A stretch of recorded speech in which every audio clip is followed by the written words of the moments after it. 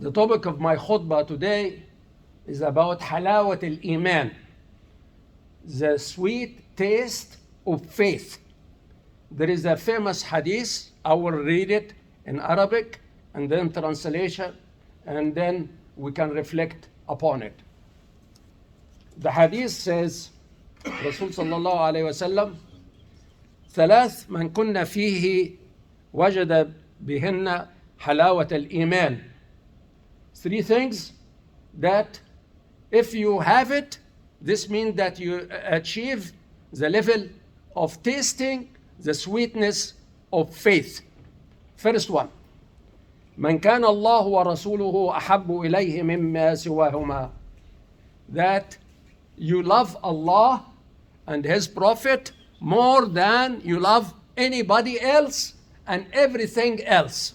Number one. The second one, أن يحب المرء لا يحبه إلا في الله. That when you have an emotion of love towards somebody, it has to be part of knowing that this person actually on the right track, in الصراط المستقيم. The third one, أن يكره أن يعود في الكفر بعد أن أنقذه الله منه كما يكره أن يقذف في النار. And that person, number three, the characteristic is that he or she will hate to go back to non-believing or to have shirk, partnership with Allah, exactly as if he would hate to be thrown into hellfire in this life or in the hereafter. When I read this years ago, I did reflect on the choice of Prophet sallallahu alaihi wasallam to choose the word taste. Taste is actually related to food. Taste related to food. So why he used it in this hadith to indicate the sweetness of faith? I couldn't find explanation from the books I read. And one time I was chairing a conference of microchips in Malaysia.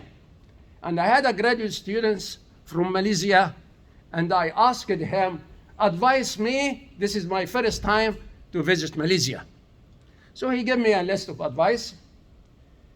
Part of that advice is, Dr. Elmasry, you must taste durian. I said, what durian is? So he said, I cannot explain it to you. You have to taste it. You have to taste it. This means that you can't explain a taste of something unless you go and experiment with this and taste it and then make up your mind if you like it or not and what this taste is. And you can, after that, you can describe it. So tasting here in this hadith, tasting the sweetness of faith that you have to do is an action, not only loving, because الحب في اللغة هو الميل إلى الشيء. In Arabic and also in any language, when you say I love something, this means that I incline to be on that side. I like it. It's an emotion. It's a work of the heart, but also associated with it the mind and the soul. So what is the first one? Characteristic in order to taste the sweetness of faith.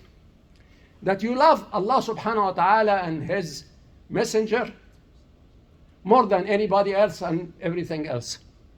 You cannot love something unless you know it. You cannot. So this means that you have to know Allah. You have to know the Rasul. And hence, from that knowledge, you can decide, yes, I love it because 1, 2, 3, 4, 5. How do you love Allah? First one is the Quran. That's His word. He's talking to you, talking to me. I made a habit to read at least one page of the Quran every day. If you know Arabic, you don't need an explanation of 75% of the Quran. You don't. Maybe a dictionary of some of words which is not used today. If you don't know Arabic, you can have a good translation. Again, not explanation which take pages and pages, very useful, yes, but only just to know the meaning in your own mother tongue. If you know Allah, you have to love Him. Imam Hassan al-Basri, famous Imam of Basra in Iraq, said, من عرف ربه أحبه ومن عرف الدنيا زهد فيها. Listen. من عرف ربه أحبه ومن عرف الدنيا زهد فيها. If you know Allah, real knowledge, you cannot help except to fall in love with Him. And if you know the value of this earth, our living on this earth, say 80 years, 90, 100 years, I'm 80 years old. If you know the value of this earth, living on this earth, you be indifferent. Making lots of money, little money, it's not important. Because the accumulation of value come in the hereafter. So knowing Rasul sallallahu alaihi wasallam is again start by knowing him. The hadith, the work he done for 23 years, the communication between you and him, the action and the advice he gave to his companion, to his wives, and so on. The second one, أن يحب المرء لا يحبه إلا في الله. This means that you incline to love somebody is for the sake of Allah subhanahu wa ta'ala. This means that that person has to be on the right track. Even if he's not your father or your son or daughter, don't be inclined to this relationship if the person is not following the path, the right path. And the third one, أن يكره المرء أن يعود في الكفر بعد أن أنقذه الله منه كما يكره أن يقذف في النار. That you hate to go back to non-believing. You look around. Why somebody is an atheist? Because he does not know Allah subhanahu wa ta'ala as a creator. If you are born Muslim, good for you. But don't take it for granted. Compare your Islam with other religion. Compare your Islam with other religion. In my career, I studied 5 religions: Islam, Christianity, Judaism, Buddhism, Hinduism. So this means that when I said Islam is the best for me out of these 5, I know why. I know why. Not because somebody said, oh, Islam is good. No, I did study. Doing. Remember? Doing.